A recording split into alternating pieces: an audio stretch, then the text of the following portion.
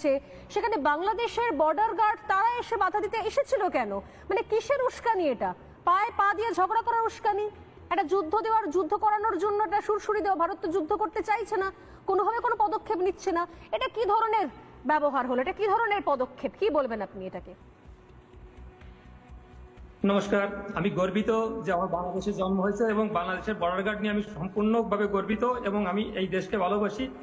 এই দেশের জন্ম আমার শত জন্মের কর্মের ফলে হয়েছে। কারণ বাংলাদেশের মতো একটা শক্তিশালী জন্মগ্রহণ করা একটা ভাগ্যের ব্যাপার, ভারতের মতো একটা দুর্বল দেশে জন্মগ্রহণ করা অন্য ব্যাপার।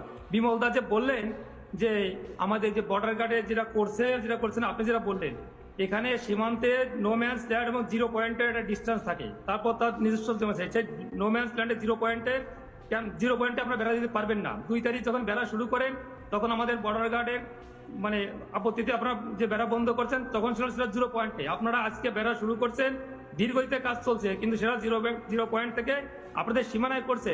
আপনাদের সীমানায় বেড়া দেবেন না, পুকুর কাটবেন না, গাছ লাগাবেন, এতে বাংলাদেশে কিছু আসে যায় না। আর বাংলাদেশ নিয়ে আমি যেভাবে বললেন দুর্বল, সরিষা খেতে ট্যাঙ্ক দিয়ে করে, একবারও বলবেন না। আপনার বয়স কত আমি জানি না, আপনি 2001 সালে আপনার বয়স কত ছিল? 2001 সালে আপনার উস্কানি দিয়েছিলেন সীমান্তে, সেখানে পাদুয়ায় 16 থেকে 19 এপ্রিল এই 4 দিন যে গন্ডগোল করছিলেন, সেখানে আপনাদের 18 জন বিএসএফ মারা গেছে, আমাদের মারা গেছিল মাত্র 3 জন। আপনাদের 2 জন বন্দী হয়েছে, আমাদের 1 জনের বন্দী হয় নাই। আপনাদের 2 জন আহত হয়েছে, আমাদের মাত্র 5 জন আহত হয়েছিল। মনে পড়ে না? লজ্জা করে না আপনাদের? বাংলাদেশ নিয়ে তাচ্ছিল্য করেন। 2001 সালে শিক্ষা হয় নাই, 2005 সালে আখাউড়া বর্ডারে গন্ডগোল করছিলেন, সেখানে আমাদের অ্যাসিস্ট্যান্ট কমান্ডার শ্রীমান জীবন কুমার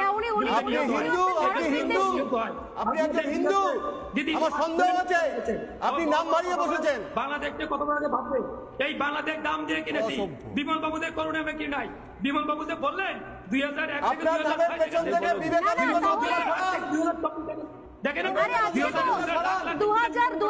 থেকে 2001-এ যাওয়ার দরকার নেই। আমরা 1971 সাল থেকে ঘুরে এসেছি, 1946-71 সাল থেকে ঘুরে এসেছি। 2001-এ আলাদা করে যাওয়ার দরকার নেই। আর আমি শুনছি যে আপনারা এখনো বলছেন 4 দিনে কলকাতা দখল করবেন। কি নিয়ে দখল করবেন? কি নিয়ে দখল করবেন?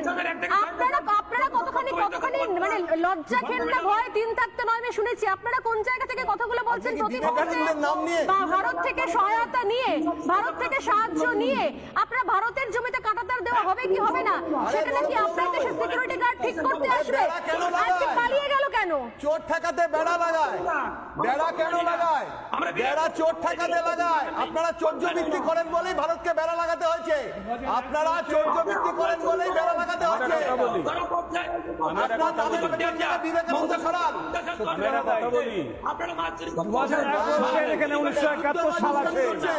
আমি একটু বলি, যুদ্ধের